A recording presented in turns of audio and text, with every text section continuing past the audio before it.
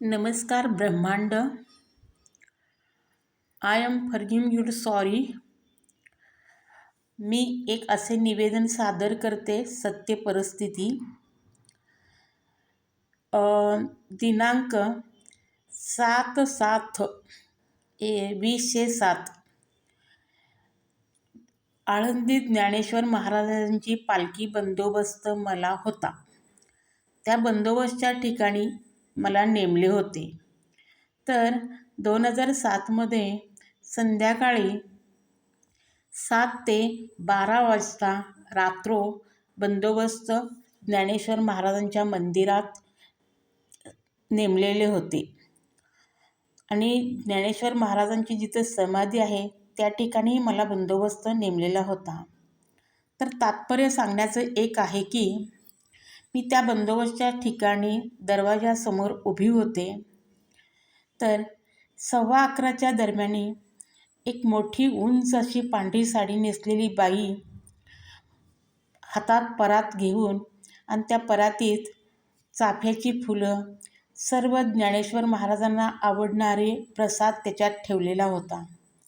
ती दरवाजाजवळ बाई आली आणि ती मला म्हणाली की ताई, मला ज्ञानेश्वर महाराजांचं दर्शन घ्यायचं आहे.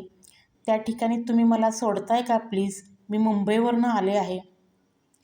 तर मी त्यांना असं म्हणाले की हां ताई, तुम्ही इथं 2 मिनटं थांबा आणि नंतर मी तुम्हाला आत दर्शनाला सोडते.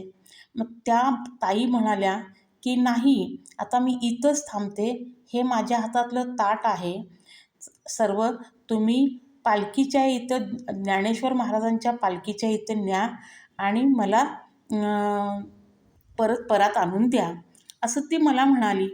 तर तेवढ्यात मी तिला काय म्हणलं, तुम्ही स्वतः जावा त्या ठिकाणी पालखीच्या समोर आणि तुम्ही दर्शन घेऊन या. तर ती बाई मला म्हणाली ताई की नाही बाळा, तू स्वतः हातात घे आणि माझा प्रसाद ज्ञानेश्वर महाराजांच्या पालखीत ठेव जा. तर त्याप्रमाणे मी ते परात घेतले त्या बाईंच्याकडून आणि परात घेऊन आत गेले आणि ज्ञानेश्वर महाराजांच्या समोर मी ठेवले, पालखीमध्ये ठेवले. ठेवल्यानंतर मी बाहेर यायला लागले, परात द्यायला आले. तेवढ्यात ती लेडीज अदृश्य झाली. मला काहीच समजेना, काय कळना किंवा नक्की काय झालं.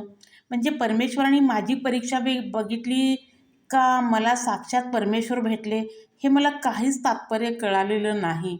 परंतु मी साधारणपणे मनामध्ये सारखं विचार करत होते की मला साक्षात परमेश्वराने आशीर्वाद दिला असेल, त्या बाई कुठं गेल्या असेल. मी त्या बाईच्या काळजीत पडले.